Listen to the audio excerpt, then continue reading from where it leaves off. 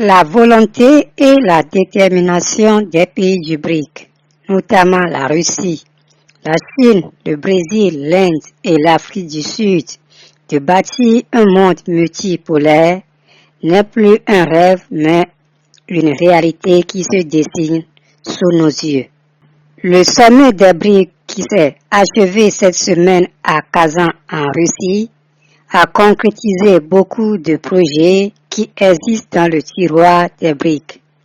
Parmi ces projets figure le remplacement ou l'accaparement des rôles du FMI et de la Banque mondiale par la Banque de développement des BRIC. Désormais, les pays du Sud, membres du BRIC, peuvent solliciter et obtenir auprès de la Banque de développement des BRIC des prêts exclusivement pour des projets d'industrialisation et de développement endogène. Contrairement aux prêts que le FMI et la Banque mondiale accordaient aux pays du Sud, les prêts de la Banque de développement des BRIC ne seront pas soumis à des conditions draconiennes ou néfastes aux pays demandeurs et ne seront pas non plus des prêts prédateurs. Le projet de la monnaie commune des BRIC, bien qu'il ne soit pas encore une réalité, a franchi un grand pas au sommet de Kazan en Russie. Un prototype de cette future monnaie commune des BRIC a été présenté au président Vladimir Poutine lors de ce sommet des BRIC. Comme l'initiateur du prototype de la monnaie commune des BRIC a lui-même dit, je cite, « C'est un savoir ou un adage populaire que tout grand projet commence par des symboles ou de petites choses. » Le président Poutine, lui, par contre, a qualifié ce prototype de la monnaie commune des BRIC comme une quasi-monnaie. Donc, il se peut que la future émission et la mise en circulation de la monnaie commune des BRIC se base sur ce prototype présenté au sommet de Kazan. Par ailleurs, il est aussi important de noter que la Russie est maintenant la quatrième grande économie mondiale, derrière l'Inde, les États-Unis et la Chine, après avoir surclassé le Japon il n'y a pas très longtemps.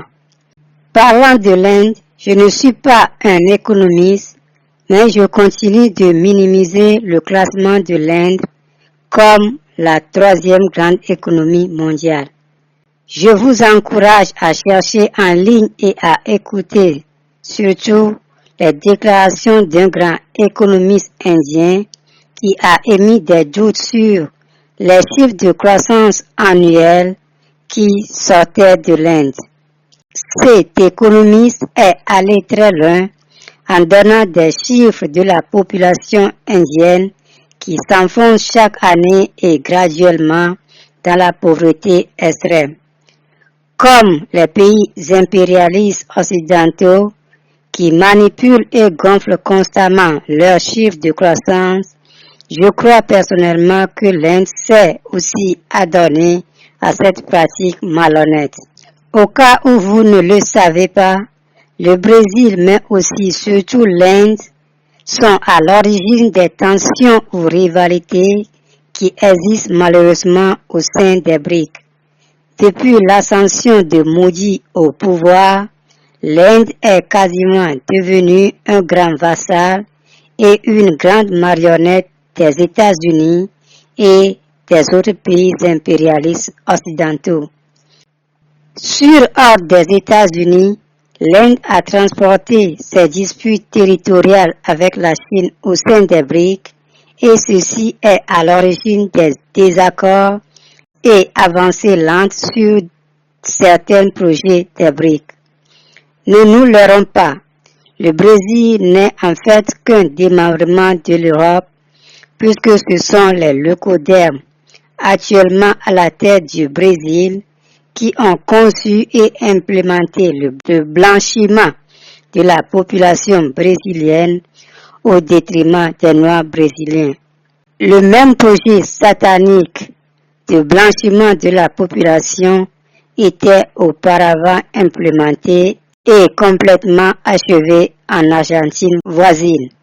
L'Inde et le Brésil étant des vassaux et alliés des Occidentaux, et aussi, surtout ne voulant pas que les BRICS coupent totalement le pont avec les pays impérialistes occidentaux, continuent de faire traîner la mise en place du système de paiement des BRICS qui remplacera le système de paiement occidental SWIFT et sonnera la fin de l'hégémonie de la monnaie diabolique américaine qui est le dollar.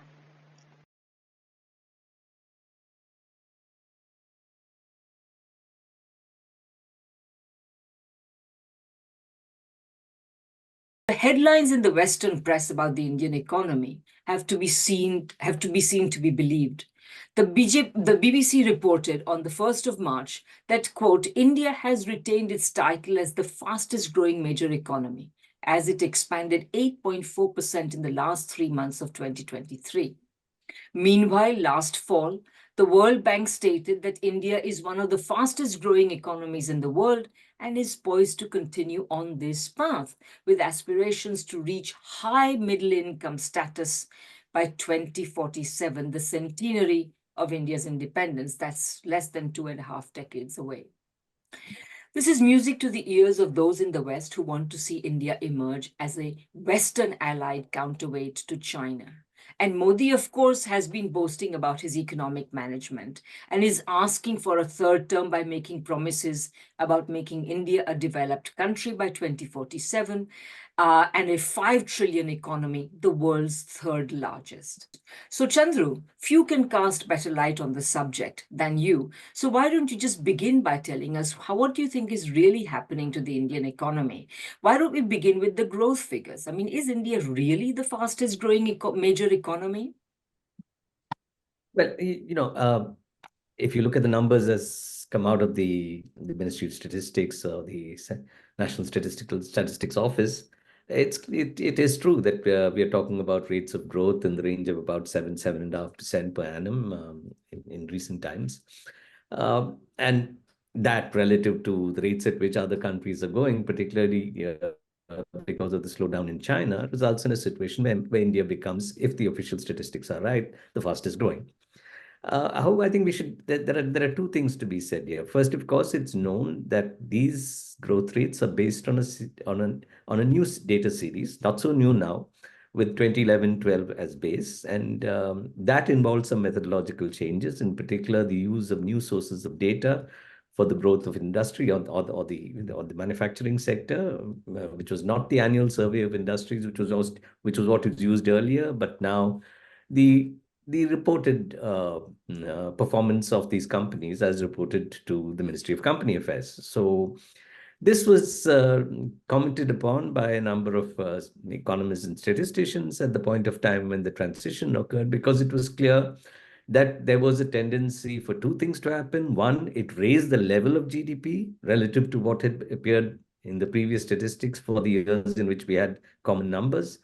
And of course, the other was that it seemed to actually result in a higher rate of growth. So much so that the former chief economic advisor, who was of an NDA government, Arvind Subramaniam, basically suggested that as much as perhaps about a quarter of the GDP growth rate is an exaggeration, which comes because of this statistical shift. So we have to take these numbers, cautiously. Maybe if we were still on a series which didn't use this kind of change in methodology, the rate of growth would not be so high.